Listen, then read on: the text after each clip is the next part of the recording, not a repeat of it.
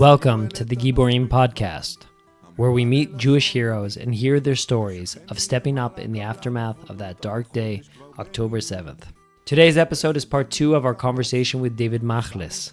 In part 1, David shared his experiences at the onset of the war, how he coped with fear, and recounted their miraculous and successful first mission in Gaza.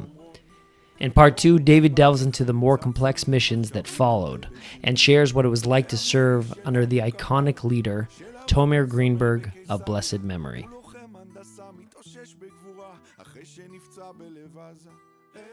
We got out, so it was Shabbat. I remember guys from Chabad brought us sandwiches with a schnitzel inside, and we felt like this was an outstanding way to begin a war. To feel first you had a dip in the fire, like you experienced fighting and all that, but you felt like we have such blessing and angels on our shoulders, and we're all together and we're all happy. And like after this, interestingly enough, there was one guy in our company. He always talked as he made the feeling like he's a fighter. He had fighting experience, and he's like, he had the best uniform, everything. He was always on top, and he very, very self-confident. Everyone got out of the carriers and the vessels, smiling and wow, what's going on? He got out, started to burst into tears. He said, "I'm not coming in again. Take me out. I want to get home." Wow. He lost it for a while. He didn't lose it, but he was the only guy who I saw had his reaction to this event wasn't of gratitude and confidence and happiness, and Wow. And also it made very strong connection between all of the guys. All of a sudden you start to realize one of the things is a great sense of appreciation to the different roles, different the combat engineering, tanks, and because the infantry. exactly. Everybody completes one. Everyone, all of a sudden, you have such appreciation for the tank fighters. Right. You see that they're so brave, that they're always in the front and always. So I'm from tanks. I look at infantry and I'm like, you're my angels because you see what I can't see. And you go in that hole that I can't go into, and they look at me and they say, I got you. They know that I have them covered. I see farther than they. I have more firepower. We all felt like the engineering that we worked with engineers that were basically putting explosive devices in places that were dangerous or were tunnel networks, and you're tractors. I could never do this. I'm so glad that I have the right to be able to, and we feel like all of our accomplishments were the same. Yeah, exactly. I don't care if an infantry person or a tank or a drone, a guided drone from the Air Force kills a terrorist. We killed them together. As far as it's a team win. Exactly, that feeling of all together, all appreciating each other, having really good words to each other, and everybody came out. So you're saying basically 99.9% of the people came out, and they're inspired by let's call it the resounding victory of the first battle.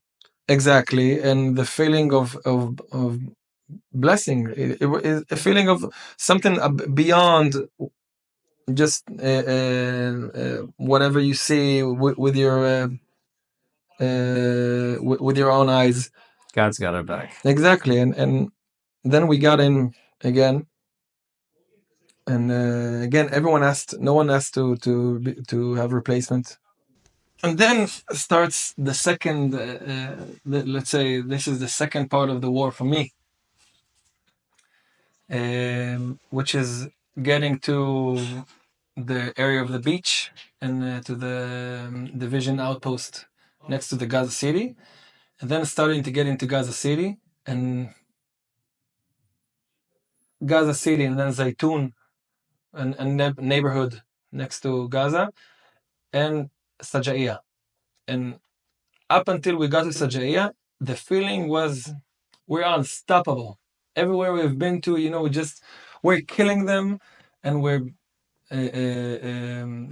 penetrating wherever we needed to be, and even though it wasn't like that you don't see. We saw a lot of terrorists, especially here from the tanks. You hear them saying how many they see, how many you maneuver through a street. So you have two tanks, two D9s to open up to clear the road. To clear the road, and explosives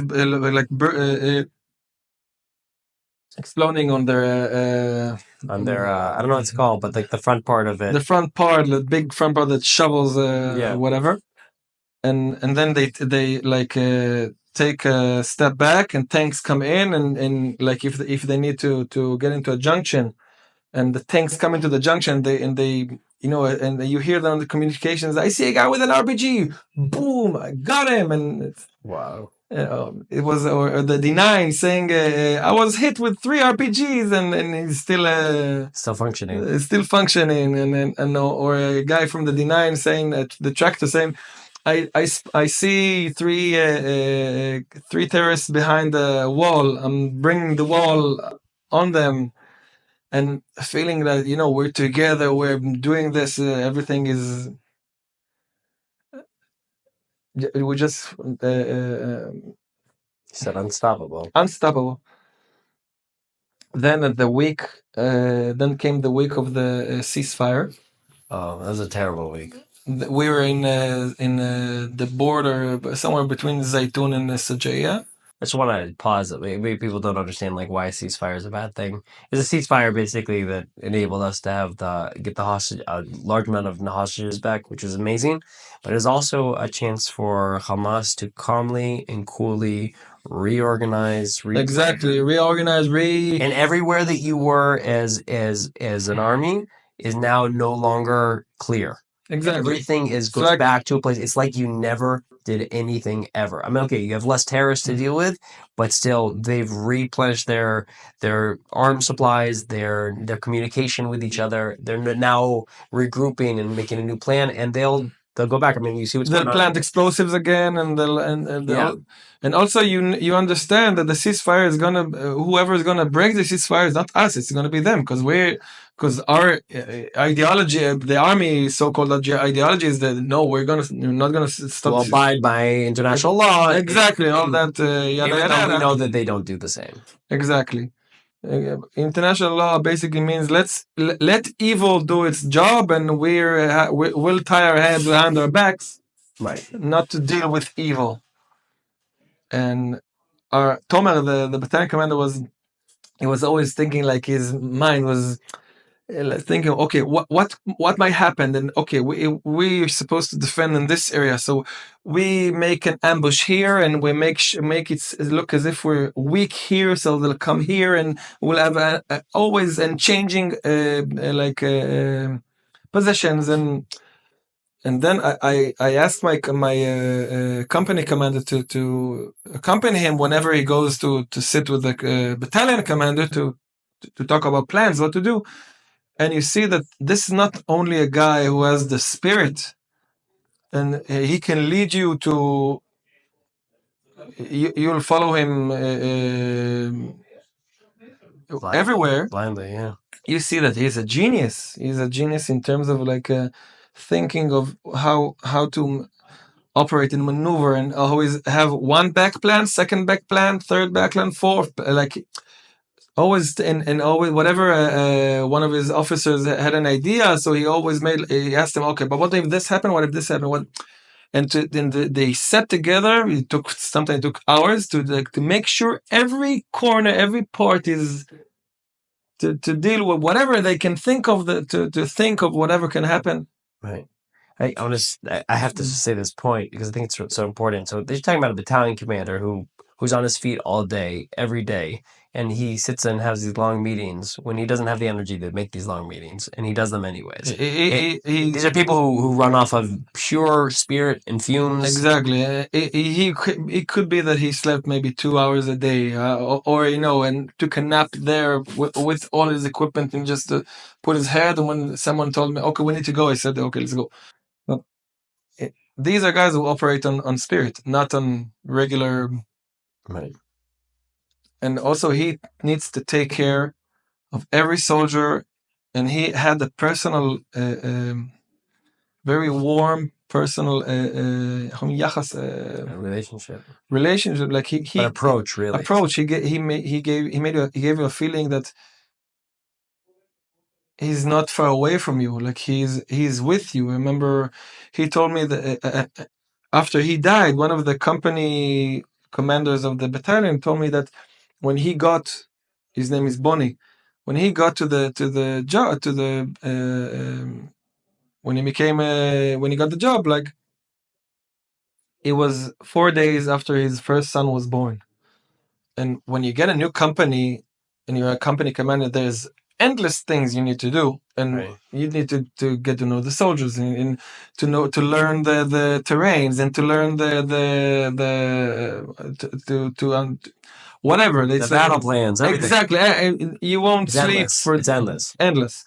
And Tomel kept telling him, "Why are you here? I want you to go home to make sure that your wife doesn't have like a post birth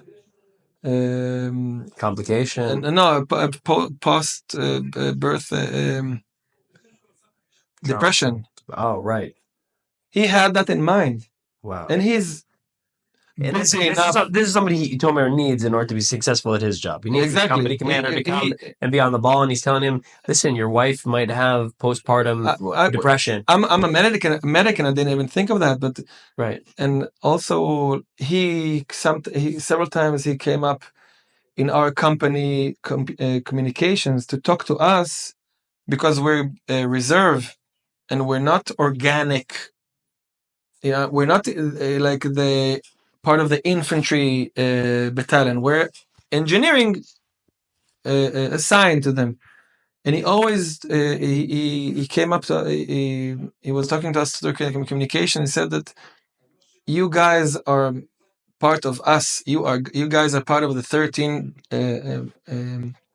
battalion, and it will always will be.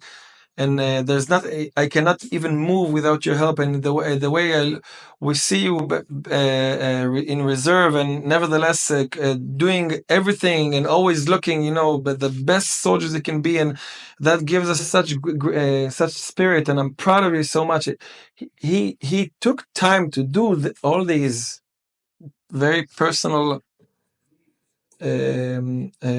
To keep everything very personal, very warm. Wow. So he knew how to shake someone. Right. But you would accept it from him because he was so warm. And you knew that there was nothing would be brave enough for him to do. It would be everything that needed to be done. He would do. Right. And he would not. You knew that he was also. You felt that he's not gonna take too much consideration in international law, and by that putting his own soldiers through danger. He would protect. He took care of us, and he made sure that we got the mission done, always on time, always with the best results. And also, you heard him in situations of it was very much tension in the air, like everything was, what are we gonna do? What are we gonna? He kept it, like this, and very, very clear, and very. You knew that someone is managing the whole campaign. It was a great feeling. It was the feeling of having like a commander, something that you heard that one you like you believe that one day you'll see this kind of commanders. I mean, here it is. Wow. It's funny just to look back at some of the things you said. So in the first part of the campaign, you said before the incursion into Gaza, you said there was a lot of fear in the air, and Hamas was especially winning on the propaganda front, where they were publishing all these frightening videos, and they really had done these cruel acts that would cause anybody to be afraid. And then what happens is you see the bottom up leadership, where you see the guy who's a welder, but he's in reserves now. Exactly. And you see the other guy who works for a defense contractor, and he's bringing in these cameras, and then you see the guys that are just laughing it off, and then like the most Israeli way possible, the most Jewish way I'd say possible, which is like you're faced with fear, and the next thing is you're making jokes about it, and then the next thing you're seeing here is you actually go in, and by the grace of God, you are untouched and unstoppable, and you see basically open miracles as you see the vessels that contain you are totally falling apart, but everybody is virtually unscathed.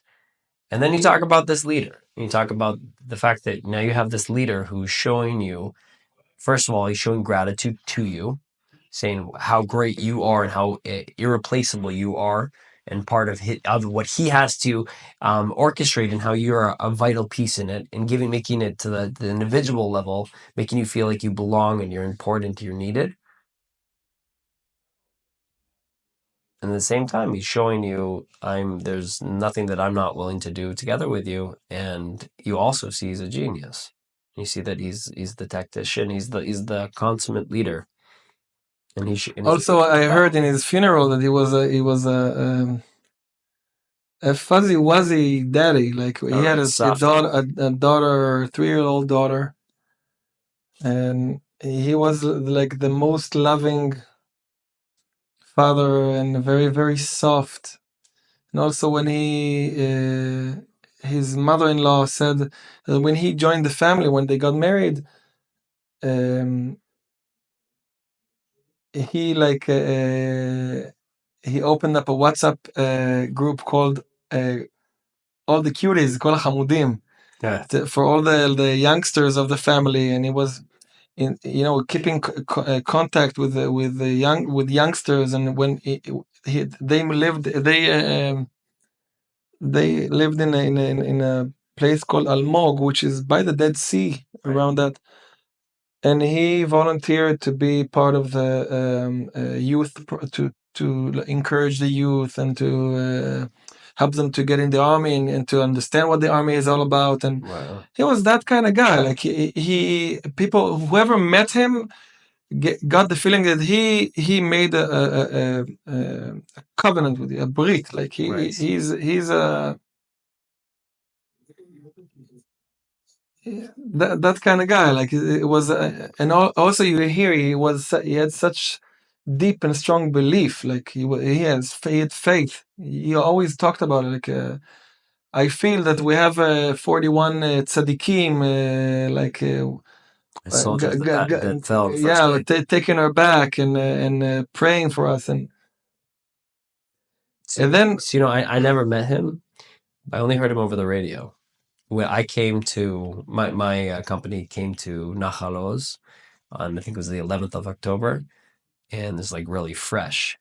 And despite the fact that he had lost 41 soldiers, and he could have easily been a broken person, as soon as we came into the area, we would hear. I never met him face to face, but I heard him routinely over the radio, and he would always get onto our company radio, or we'd hear him on the battalion radio station, and he was just constant strength, constantly motivating us and saying, "Hey, Shirion, we're so happy you're here. You're part of this." And then he would put us, he'd give us, like, connect us to the larger picture, and he'd let us see what the battle plans are and what the threats were, and he would just make you feel so. It's amazing. I never met this person, and I feel like I know him so deeply. And to hear your stories are even more incredible. But I feel like this Gibor Yisrael, this one of a kind. Tzaddik, he was a tzaddik. Yeah, he was really tzaddik. Then comes the part of Sajaiya. Okay. Sajaiya. This is where things get more difficult. Sajaiya first, it was one of the toughest battalions of Hamas. When I say the word battalion, it's a wrong word, because what they call a battalion is basically what we call a division. It's 1,000 soldiers. It's not 300. Right. So where you're going into and their battalion commander was already a commander for 18 years in that area. So he knows his terrain. He knows his terrain. His terrains. He knows that's his home turf. Yeah. So you're facing something that's very difficult, and also the 13th battalion encountered a very tough battles there during Tzuk There was right in 2016. Right. 14. 14, right. And there was also a very known event called the APC event. Oh, right. Where they brought in APCs, old APCs, who aren't very good against RPGs. Right. And one APC got stuck, and for some reason, a guy shot an RPG on the APC, and just 7 guys lost. And there were also 4 other guys. It was like we had a debt to collect. Right. Remember Tomer? That was also the 13th Battalion of Golani? Exactly. He was an officer there also. I think he was a... Tomer, you're saying? Tomer. Maybe he was a company commander or maybe a platoon commander. I don't remember what exactly. So he's coming back with a debt to settle. He said, I remember he said we had like it was Shabbat night. Yeah. And it was a day before we got in. Yeah. To attack Sajaiya. And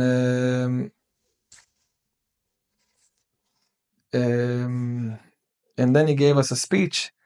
They said we're going into Sajaiya. He said I dreamt about this day all my life. We're gonna rid the world of this evil, one of the most evil places on earth. The guys from Sajaiya are the guys who went to Nachal Oz. Same people. Like the guys who massacred and butchered. These guys, I think also in Kfar Aza, like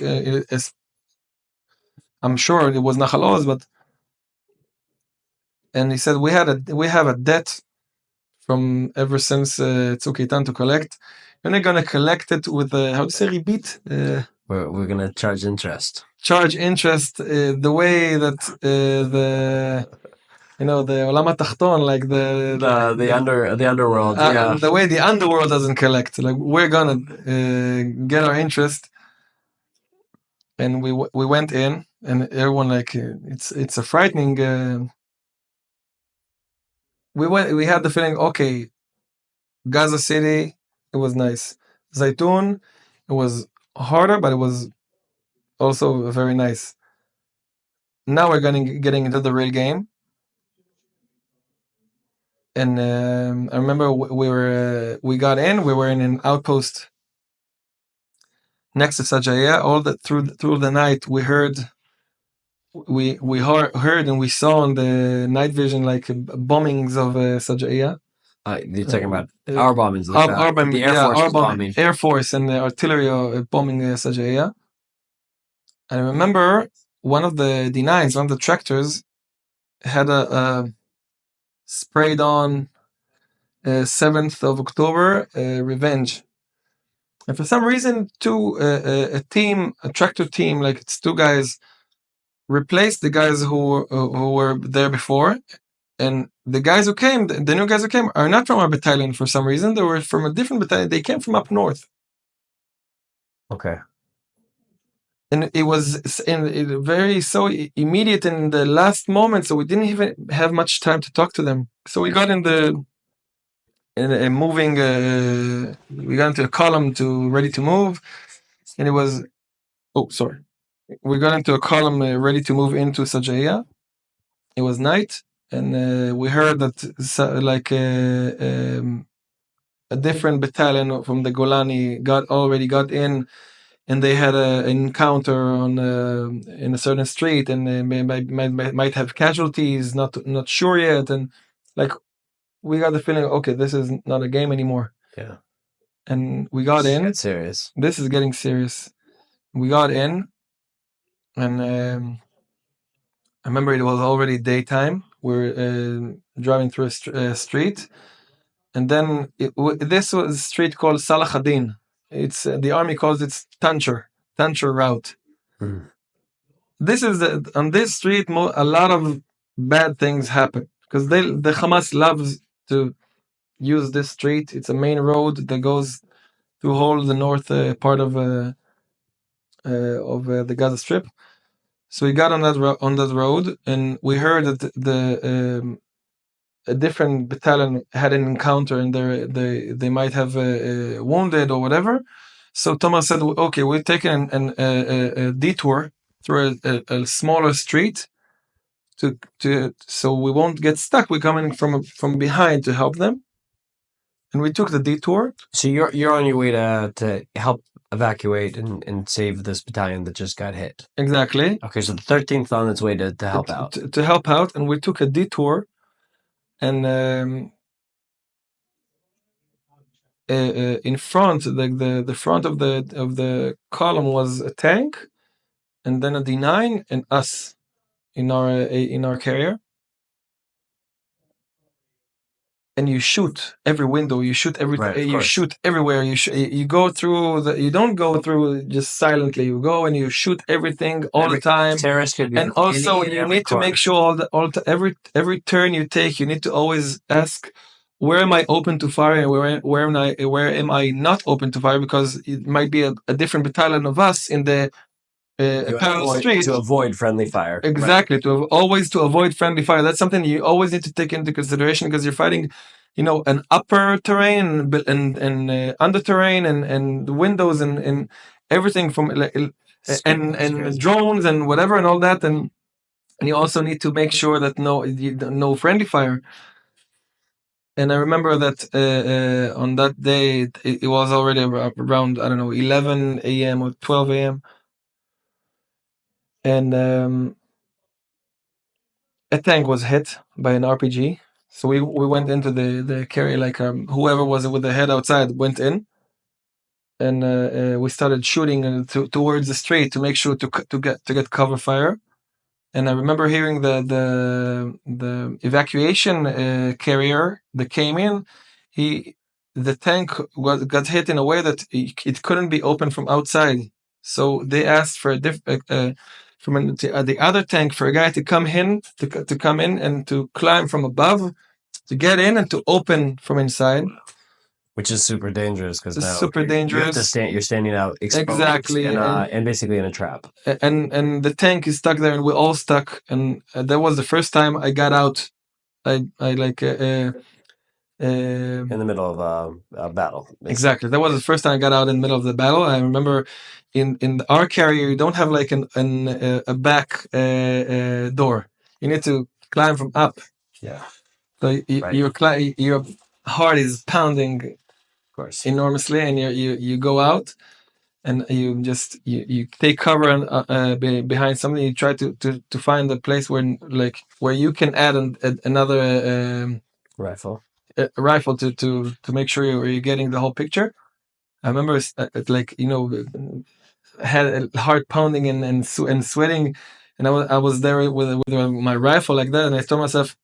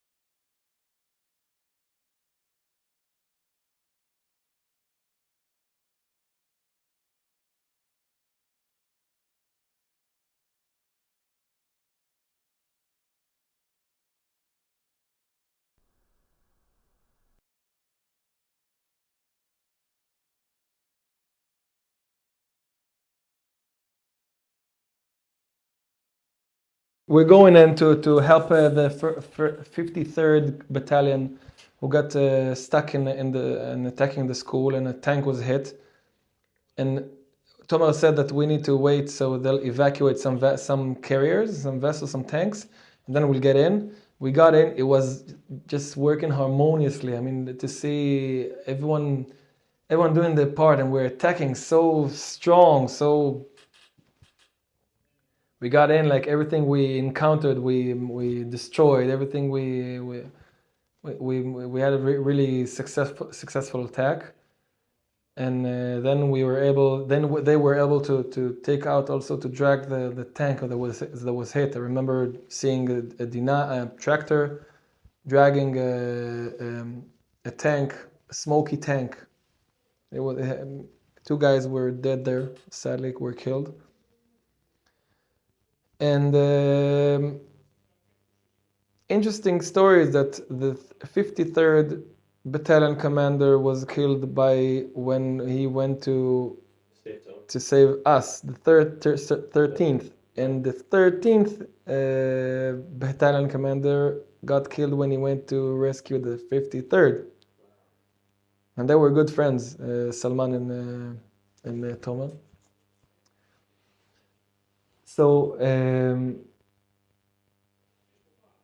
then we went on to. We got out of Sajaya eventually, after we demolished two with explosives, two 8-story buildings, and basically we wiped out Sajaya. We gave them really strong.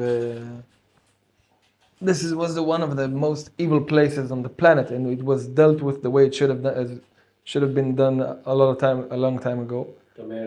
Tomer fulfilled his promise. Yeah, he fulfilled his promise and he's done his part.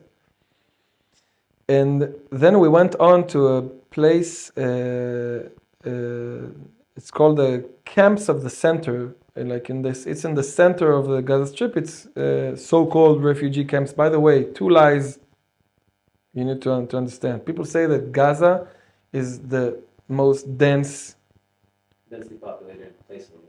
That cannot be in a place that most of the buildings are villas. Right. I know. That is a lie. Beyond the common sense of how can whoever saw an Arab village understand that, as dense as it might be, it cannot be more dense than Manhattan. Right. Impossible. No, I don't think that's true anymore. They say certain parts of Gaza are so dense.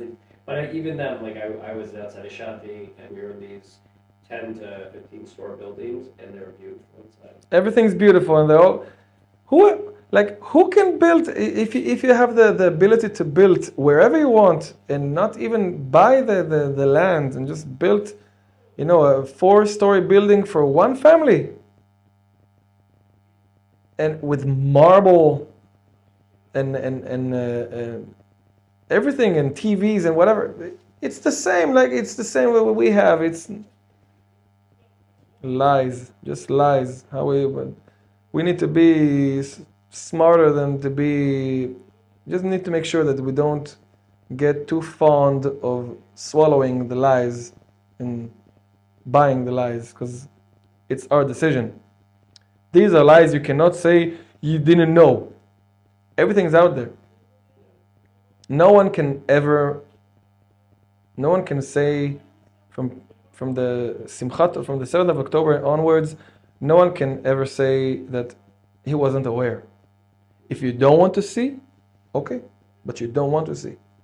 Everything's out there. So we went to that area. And that area was an area that the IDF didn't get there from the time of the expel. Yeah, from the disengagement.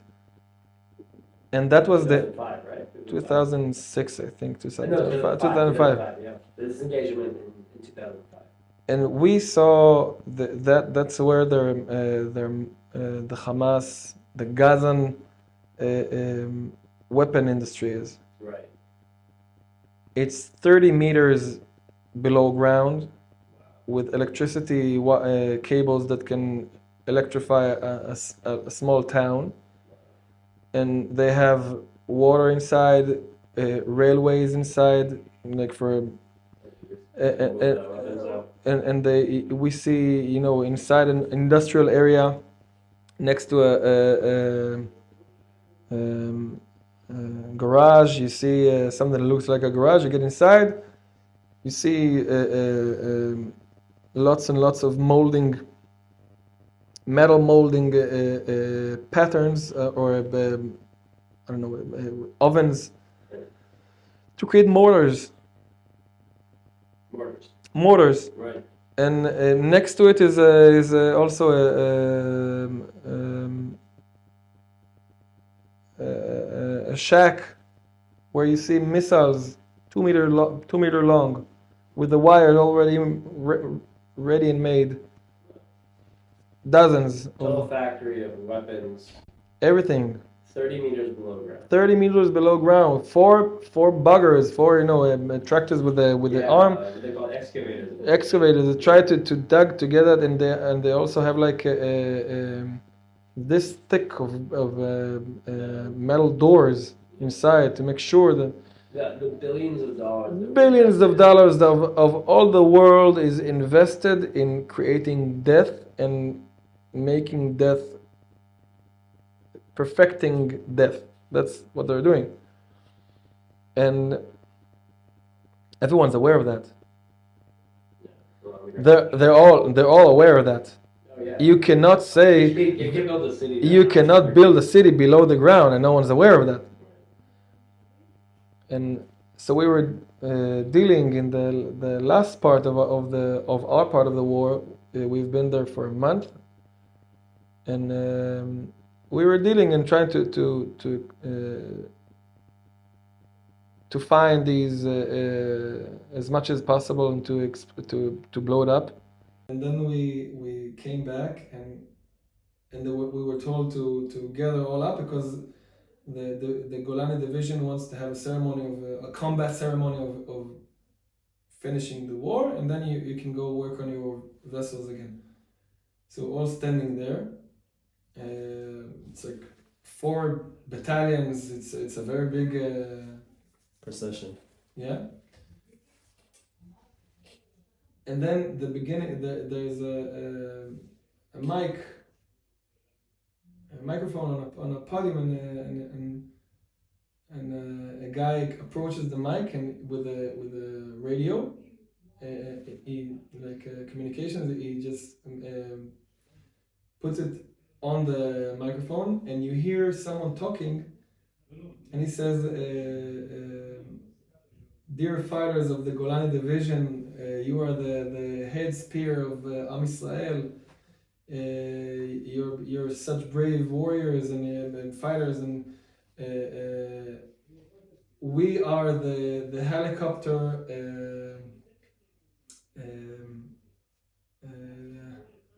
like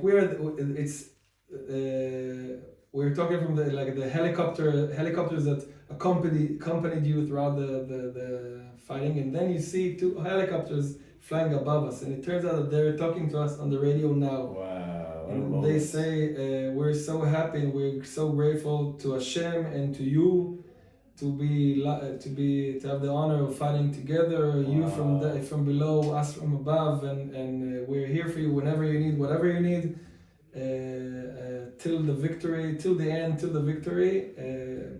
Always the array of combat helicopters." Wow! Everyone burst into tears at that moment. It's like a double metaphor. It's like who's above you, and you see that. And also that I think because of you remember all the protests that were before, right. The Air Force protests and all that. Right, and it seemed like that was the leading and to hear it's a nice closure to see that everybody's with you. That is all long ago, buried in the past. You lose friends in war, and you lose guys, and the feeling is that it's not in vain, because we're doing something very big here. We're ridding the world of evil, and it's prices you need to be. It's prices you have to pay, because if you don't pay the prices, it's the sooner the better. And sometimes if you postpone it and you're afraid to deal with evil for whatever reason, whether it's pressure from outside, whether it's whatever reason it is, you have to deal with evil. And there's a famous story in the Torah that a guy called Shechem, the son of Hamor, is the prince of the city of Shechem. He rapes Dinah, the daughter of Yaakov, and he falls in love with her, and afterwards he wants to marry her. And he comes to the sons of Yaakov and he tells them, I want to marry your sister. And they tell him, first of all, you need to circumcise, otherwise nothing to talk about. And he's happy to circumcise, and he not only that, he convinces the whole city to circumcise, because it's not only just going to be a marriage between the two, it's going to be like a mix between the nations, and it's going to be one big nation. And then on the third day, Shimon and Levi, the sons of Yaakov, come to the city, I guess, in the middle of the night, and they kill all the males in the city. And they take Dinah out and bring her back home. And the Rambam, he asks a question that we all need to ask, and he asks it very sincerely. How can this be? How can they do such an atrocity to kill a whole city for the crime of one guy? And he says the reason is that this is exactly what the Torah wants to teach us, that if you don't punish if you don't punish evil, and don't go against evil, and don't protest and do justice, then you abide with evil. And if you abide with evil, that makes you evil again. It makes you also evil. And we got used in our world to that someone murdering someone every now and then is something that we can all live with. No, we cannot live with people being murderers for no reason. The biggest disgrace from Israel, not only from Israel, for justice and for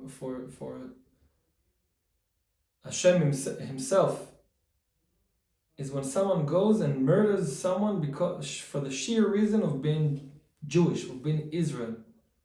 And if we allow that to happen, and we don't treat it with the cruelty needed to be treated, then we become cruel ourselves. And it becomes, and we have to admit, the reason why we won't go against evil is not because we're so powerful or so enlightened. It's because we're afraid and weak. And if we're afraid and weak, then people will start get killed for no reason. Murder is not something that our world needs to tolerate. And it's our turn, and it's within our power and our choice to go against that. And every manner of trying to say, that we need to separate between, excuse me for being honest, separate between the guys who are evil and guys who didn't do the evil. Yeah, they didn't do, but they were aware of it and they knew it, and they were giving candy to the people who've done it, and they're happy that it was done. In terms of murder, that equals murdering itself. That the separation is something synthetic that we invented. That is not true. If someone is murdering and the other guy is either not protesting or not punishing him or even encouraging that, that's also being a murderer, and he needs to be dead also. And we can rid the world of evil, but we need to be very sincere and very true. And yeah, we need to be able to pay the price. Because if we won't pay the price, it will be a bigger price. And it's not only something that's in the Israel's backyard. Actually, we can take care of ourselves. The world is a lot weaker than we are.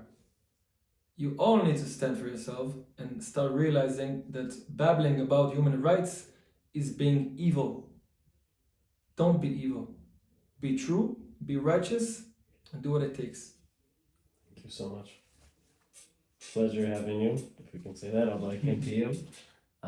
Thank you so much for sharing your story, Tomer Greenberg's story, Zichrono Livracha, and for the entire 13th Battalion and the experiences that you had. Thank you. I was lucky enough to be part.